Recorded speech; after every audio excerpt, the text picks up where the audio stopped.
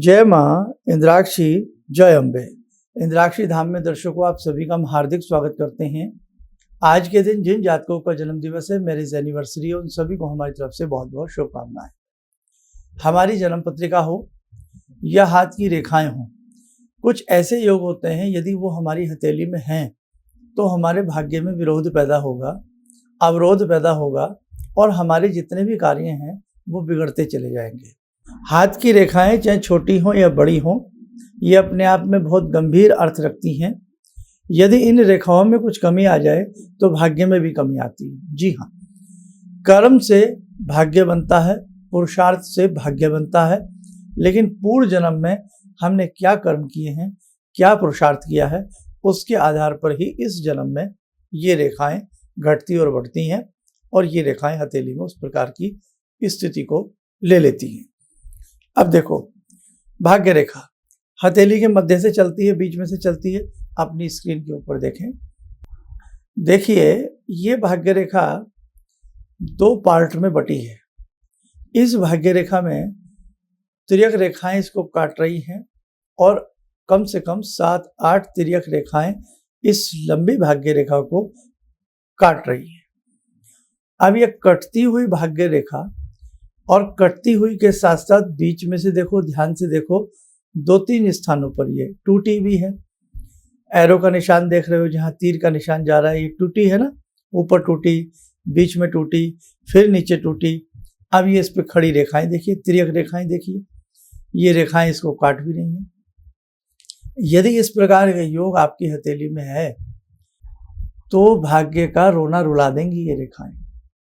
आपका कोई भी कार्य समय पर नहीं होगा, स्वास्थ्य के लिए भी हानिकारक होंगे, कार्य बनेंगे बहुत रुक रुक कर बनेंगे, क्योंकि भाग्य में अवरोध है। ऐसी रेखाएं भी अवरोध पैदा कर रही हैं और टूटती भाग्य रेखा भी अवरोध पैदा कर रही है। अब अपनी हृदय रेखा को देखिए, हार्ट लाइन, ये हृदय रेखा है। हृदय रेखा हम आपके सीधे हाथ की भी बात करें या उल्टे हाथ की भी बात करें, लिटिल फिंगर के नीचे से थोड़ा सा स्थान लेती हुई ये हृदय रेखा चली है। और ये हृदय रेखा छोटी हृदय रेखा है, बहुत बड़ी हृदय रेखा नहीं है। ध्यान से देखें, तीर का निशान यहाँ आकर के ये 3 मुही हो गई है। इसके 3 मुंह बने हुए हैं, 3 फलके इसकी बनी हुई हैं इस हृदय रेखा की। ऐसी हृदय रेखा और ऐसी भाग्य रेखा, जैसी आपको पहले हाथ देखिए, एक नज़र पहली भाग्य रेखा पर भी डालिए। ये पहली भाग्य रेखा और ये हृदय रेखा। अब ये दोनों ही योग इस प्रकार के हों तो ये भी नाक में दम कर देता है, भाग्य को सुप्त बना देती हैं, भाग्य को सुला देती हैं। इस प्रकार के योग जॉब में कदम रखेंगे नहीं बन पाएगी, धन जोड़ने की कोशिश करेंगे पैसा नहीं आ पाएगा, और बल्कि सुलझे हुए कार्य भी उलझते जाएंगे। एक व्यक्ति आपके सामने अनगढ़ता से काम करता है, सारे काम बनते चले जाते हैं। आप बहुत सफाई से काम करते हैं, बहुत हिम्मत से काम करते हैं, सुलझे हुए तरीके से काम करते हैं, लेकिन काम में बढ़ते चले जाते हैं। यदि ऐसा योग है तो एक योग और बताता हूं, जो आपकी हथेली में कुछ ऐसे चिन्ह भी होते हैं जो रेखाओं को दूषित बनाते हैं। आइए देखें, मस्तिष्क रेखा देखिए, ये मस्तिष्क रेखा है। इस मस्तिष्क रेखा में ये सर्पा आकृति, सांप की तरह, स्प्रिंग की तरह, ये 4-5 ऐसे स्प्रिंग से होना, सर्पा आकृति होना, मस्तिष्क रेखा में सर्पा आकृति अच्छी नहीं होती। तीर का निशान देखिए, ये कम से कम 4-5 सर्पा आकृति इसमें बनी हुई है। अब ये सर्पा आकृति यदि आपकी हथेली में है, स्टूडेंट की हथेली में है, उसको पढ़ने नहीं देगी, मेमो डाउन करके रखेगी, मानसिक तनाव दे करके रखेगी। कई बार इस प्रकार की सर्पा आकृति का अर्थ क्या है कि ये चंद्र ग्रहण दोष है। मानसिक तनाव देगी, उद्वेग देगी, उन्माद देगी। कई बार तो ये इतना डिप्रेशन का व्यक्ति को शिकार कर देती है कि वो खाने कमाने लायक किसी लायक नहीं रहता। तो मेरी बात को ध्यान रखना, आपके पास कुंडली है या नहीं है उससे कोई फर्क नहीं पड़ता। हाथ भगवान ने सबको दिए हैं, रेखाएं भी सबके हैं।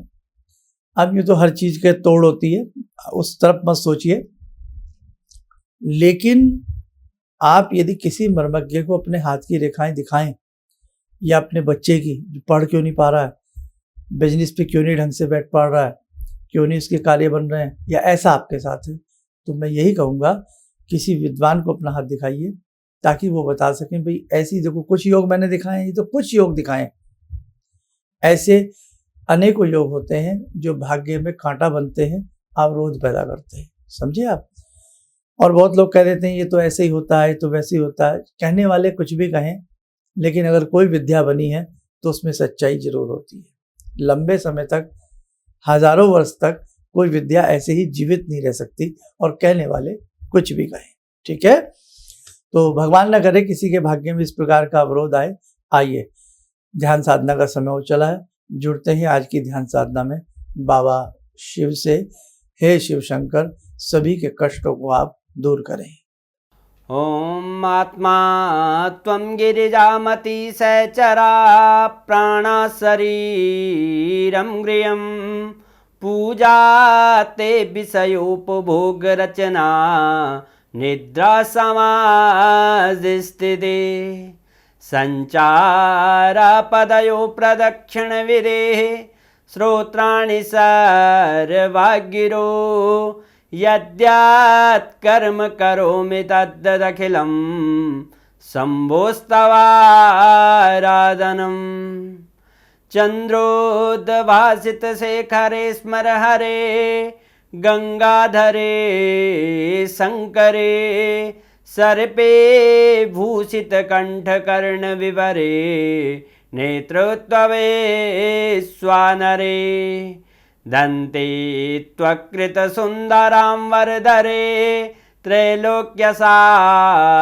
हरे मोक्षार्तिं कुरु चित्तवृत्त्यमचलं मन्येस्तु किं कर्म वे वन्दे देव उमापतिं सुरगुरुं वन्दे जगत्कारणं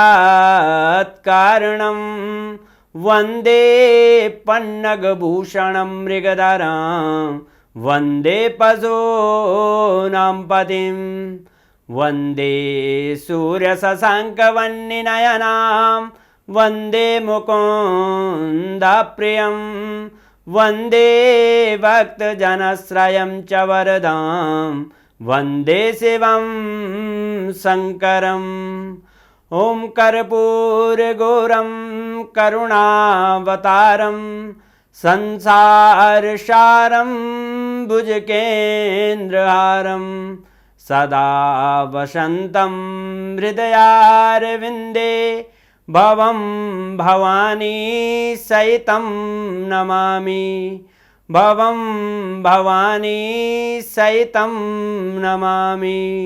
कवच बना लें, ध्यान करें, शंभु का सुवासीस हम सबके ऊपर बरस रहा है।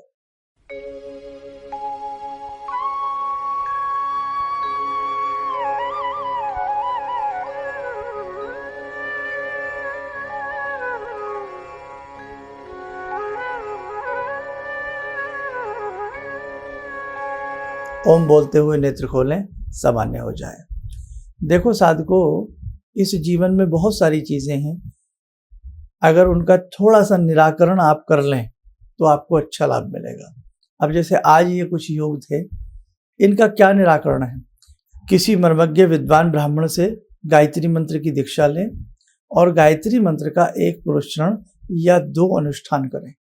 विधि विधान के साथ यदि आपने 2 अनुष्ठान कर लिए तो आपका कार्य सिद्ध हो जाएगा।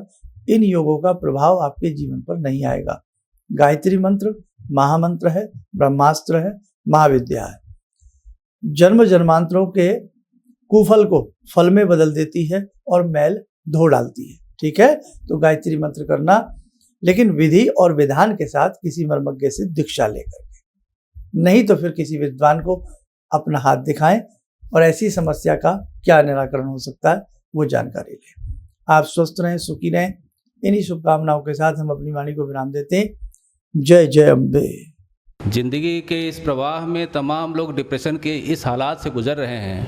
सफलता असफलता अपनी जगह की बात है, लेकिन पता नहीं कितने सारे लोगों को इन्होंने डिप्रेशन से उबारा है नया मोटिवेशन दिया है काम का। इनका जो एक अनुभव था कि एक मेरी बातें इनसे लगातार कभी कभार हो जाया करती हैं। एक दिन मेरी बात हो रही थी, अचानक इन्होंने प्रश्न किया कि क्या आपके यहाँ कौवे आ रहे हैं। मैं बहुत तेज चौंका। करीब 4-5 दिनों से कौवों का झुंड मेरे घर पे मंडरा था। मैं यही सोचने परेशान था, ये शुभ है अशुभ है, क्या चीज़ है। तो मैंने प्रश्न किया कि क्या मैंने आपको बताया कि मेरे घर में कौवे आ रहे हैं। कहने नहीं, मुझको दिखाई पड़ रहा है। तो कुछ तो अलौकिक है इनमें। दूसरा क्या, जो इनका उद्देश्य है, जब महाकुंभ में आए थे, मेरी इनसे वार्ता हुई तो मैंने इनका उद्देश्य जानना चाहा कि किस उद्देश्य के लिए आप काम कर रहे हैं। तो जो उद्देश्य उन्होंने मुझको बताया, मैं मन से इनके उद्देश्य के साथ जुड़ गया। इनके साथ तो जुड़ा था ही, अब इनके उद्देश्य के साथ भी हूँ मैं। किसी भी समस्या के समाधान के लिए मिले प्रसिद्ध हस्तरेखा एवं वास्तु विशेषज्ञ प्रोफेसर धर्मेंद्र शर्मा जी से। नोट: शिविर में भाग लेने हेतु एवं व्यक्तिगत रूप से मिलने के लिए कॉल करने का समय सुबह 10 बजे से शाम 6 बजे तक। हमारे विभिन्न ज्ञानवर्धक कार्यक्रम देखने के लिए आप हमें अभी सब्सक्राइब करें, बेल आइकन को प्रेस करें ताकि आप देख सकें हमारा कार्यक्रम सबसे पहले।